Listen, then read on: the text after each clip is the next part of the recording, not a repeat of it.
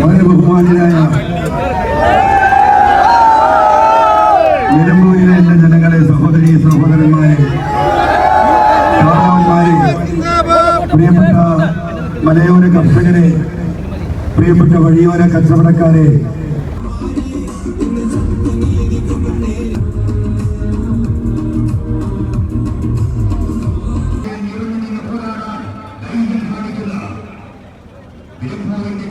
നമ്മുടെ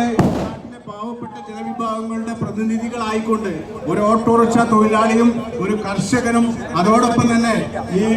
ചെറുകിട വ്യാപാരികളുടെയും പ്രതിനിധിയാണ് സ്ഥാനാർത്ഥിയുടെ കൂടെ നാമനിർദ്ദേശ പത്രിക സമർപ്പിക്കുന്നതിന് വേണ്ടി ഉള്ളിലേക്ക് പ്രവേശിക്കുന്നത്. അപ്പോൾ നമ്മുടെ പ്രവർത്തകരൊക്കെ ആ ഗേറ്റിന് പുറത്ത് നിന്ന്